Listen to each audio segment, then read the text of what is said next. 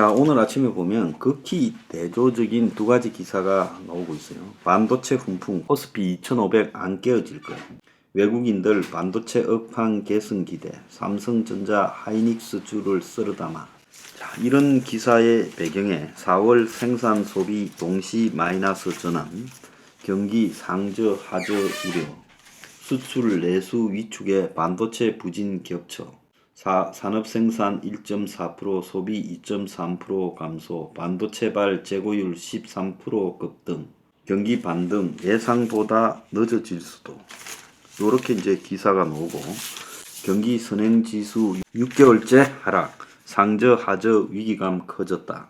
중국 리오프닝 효과도 미미해 경기 회복 불투명, 올 성장률 1%대에서 줄줄이 하향으로 이렇게 전망치를 낮추고 있다.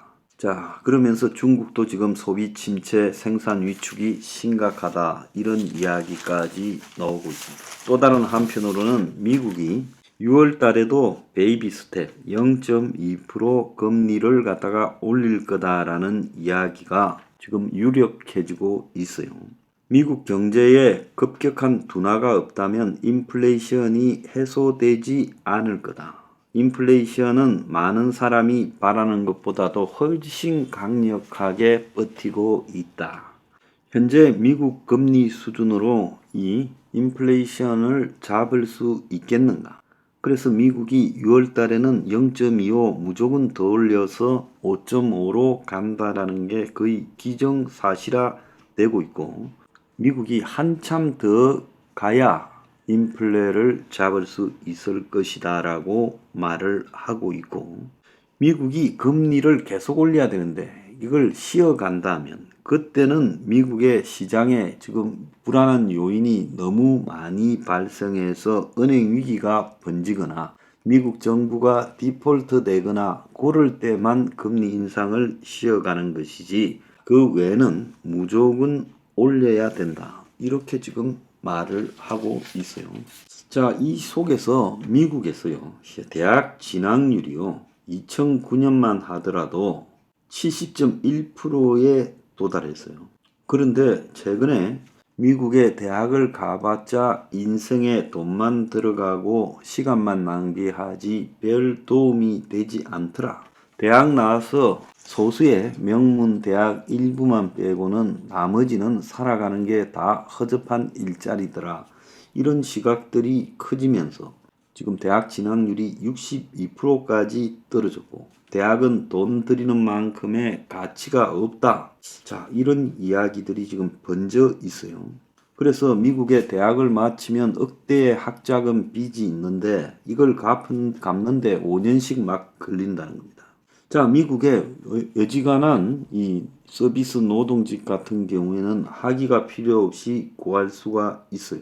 자, 그러다 보니까 이제 이 학생들이 어차피 대학을 나와도 허접한 일자리, 대학을 안 나와도 허접한 일자리가 많은데 대학을 왜 가느냐. 그러니까 이게 대학 위기를 넘어서 미국의 사회 경제적으로 굉장히 악영향을 미칠 거다라고 지금 우려도 나오고, 고졸자의 연간 평균 수입은 대졸자보다 24,900달러, 즉 한 3천만 원쯤 적고 실직 확률도 40%더 높고 수명도 짧고 이혼율도 높다라는 것이 미국의 냉혹한 현실인데, 미국에서 지금 이런 일이 벌어지고 있다는 겁니다.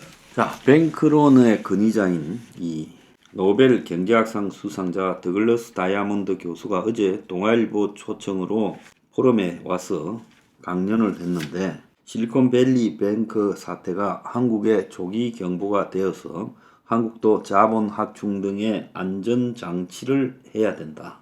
이렇게 말했습니다. 뱅크런을 차단하는데 최대한 주의를 기울여야 되는데, 은행 예금자들이 뱅크런에 대해서 걱정하기 시작하면 전 세계 다른 은행들로 순식간에 번져갈 수 있기 때문에 은행이 자본을 확충하고 위험을 다각화해서 분산시켜야 된다라고 말을 하는데, 다양한 경로로 자금을 조달해서 예금 인출했을 때 예금에 의한 은행의 자본은 이 일부여야 한다. 이런 이야기를 하고, 금리 리스크는 은행이 항상 직면하는 요소인데 금융당국의 감독을 받을 때 금리 변동에 얼마나 대비가 되어 있는지 또 예금이 얼마나 안전한지를 공개해야 된다. 자, 그런데 이 예금 보호 한도를 높인다고 지금 해결될 문제도 아니고 은행 감독을 강화하고 은행의 건전성을 높여야 된다. 이렇게 말을 하면서요.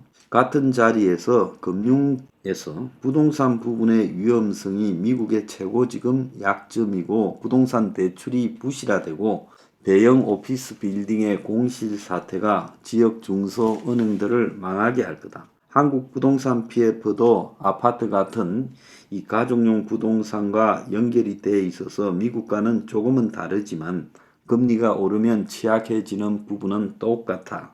그래서 한국 은행들이 여기에 대비를 해야 된다라고 말을 하고 있습니다. 자, 그런데 이제 이 미국이 지금 최근에 주식이 어떻게 될 거냐라고 저한테 물어오는 사람들이 한둘이 아니더라고요. 내가 이 말을 한 번은 해야 되겠다. 그런 걸 물으니까 기분이 나빠서 일부러 잘 말을 안 하고 있는데 하도 많이 물으니까 이제 말을 좀 해야 되겠다 생각은 듭니다. 제가 분명히 입장은 있죠. 자, 미국의 이 뉴욕 증시가요. 미국 하원의 부채 한도 합의안을 지켜보면서 좀 내려갔어요. 그러면 부채 한도가 뭐 합의되는데 어렵냐? 공화당의 하원의 강경파들이 지금 협조를 아직 거부하고 있고, 자, 그렇지만은 이 첫 관문인 하원 운영위원회에서 7대 6으로 통과했어요. 그런데 거기에는 공화당이 9명, 민주당이 4명 해서 13명인데 공화당이 지금 반대를 9명 중에 6명이 했어요. 자, 그런데 다수당이 발의한 법안에 소수당이 반대하는 관행에 따라 민주당이 4명이 반대하고 공화당 강경파 2명이 반대해서 6명이 반대를 해서 7대 6으로 아슬아슬하게 통과됐어요. 결국은 이 부채 한도가 합의가 되기는 될 겁니다. 그런데 미국의 공화당 강경파가 메카시가 사퇴해라 해임을 추진하면서 메카시가 바이든과 지금 합의를 잘못했다고 주장하고 있어요. 자, 메카시가 올해 1월 하원의장에 계속 부결되면서 공화당 강경파를 설득하기 위해 의원 1명이라도 동의하면 의장 해임을 추진할 수 있도록 합의를 했는데, 자, 지금 메카시를 공격한 의원은 메카시 의장을 해임하겠다고 말을 하고 있습니다. 자, 공화당의 다른 대선 후보들도 지금 미국이 파산으로 향하고 있다. 부채 원인을 무시하고 대화를 회피하고 있다라고 하며 합의를 비판했어요.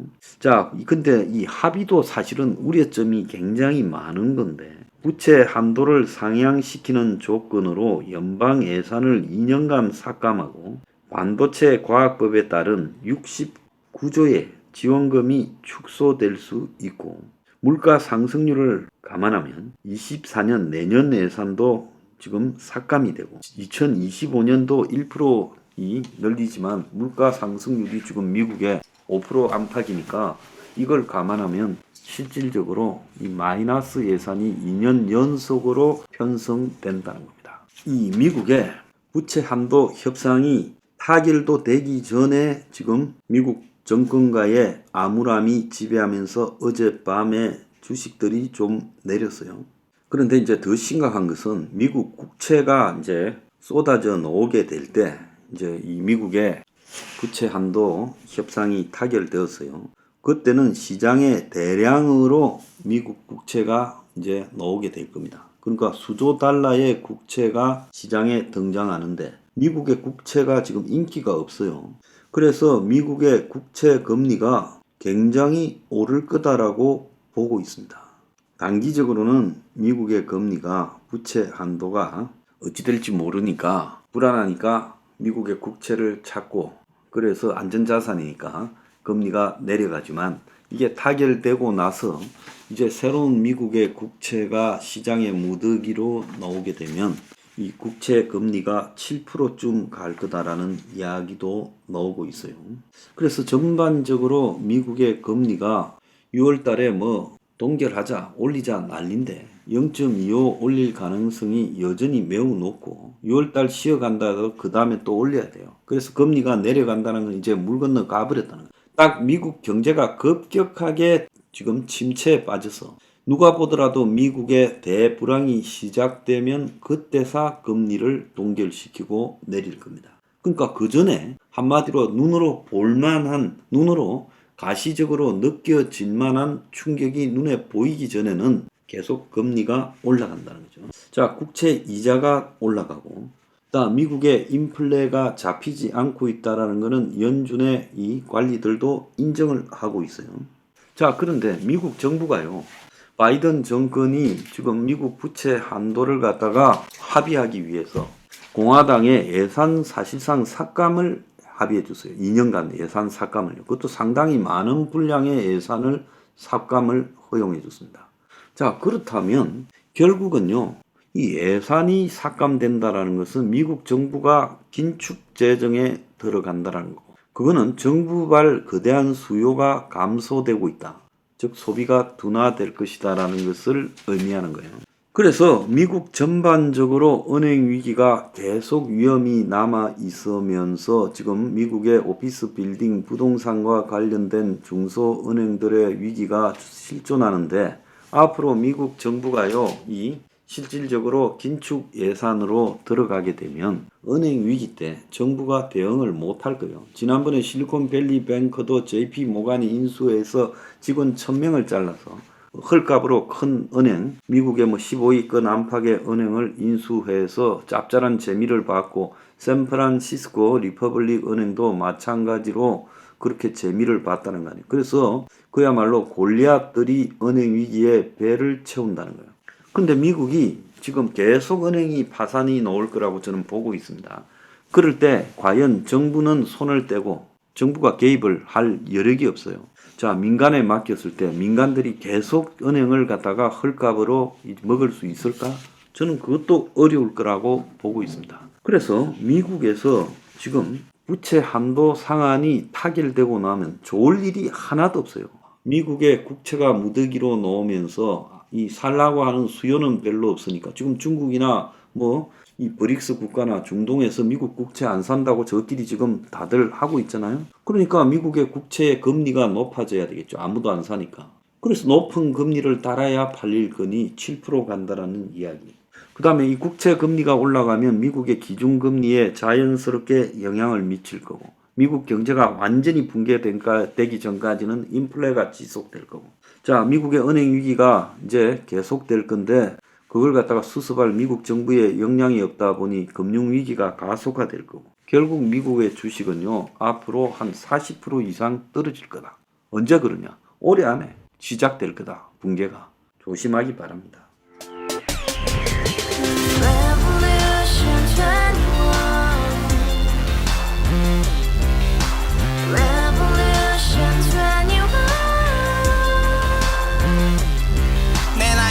월세 30 코인빚만 300 서울에 온지 벌써 10년 아둥바둥 버텼지만 여전히 난 반지 하에 제왕 곰팡이 연문제약 내 미래는 깡통망통 완전히 폭망 구시원 창문만큼 작아진 내 꿈 연애 결혼 내 집 모든 게 헛꿈 1년 전 떠난 여친 울며 말했지 같이 써봤자 평생 가본 게 꼭꼭꼬라지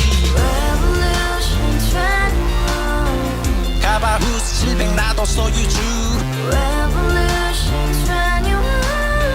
가바후스 700 나의 소주 택시기사 우라부지 마트 캐셔 울어무니 우리 집안 다 털어봤자 후줄 그래 개선민 내 미래 거기서 팍 끝난 거지 팍 더 이상 노력 따윈 괴물이 스펙 찾아서 말리 비오는 날 알바 잘려 맨날 학원 날 개쳐 발려 밤비 내리는 양화대교 홀로 걷고 있을 때 현수막에 아로 새겨진 평당 700짜리 아파트 다같이 소리 질러 혁명 21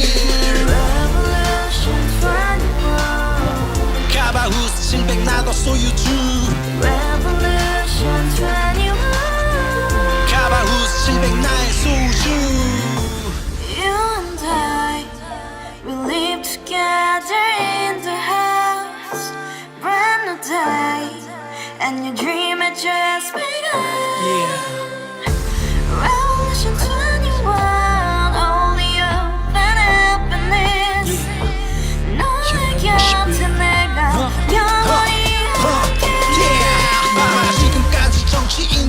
문 열면 찝찝찝 개소리 멍멍멍 쳤다 하면 뻥 잘난 부모 만나 잘난 학교 나오면 뭐 하나 우동살이 꽉 찬 대가리 깡통 소리 텅텅 저 푸른 조원이의 그림 같은 집을 짓고 평상 4천 팔면 뭐해 평생 살 수 없는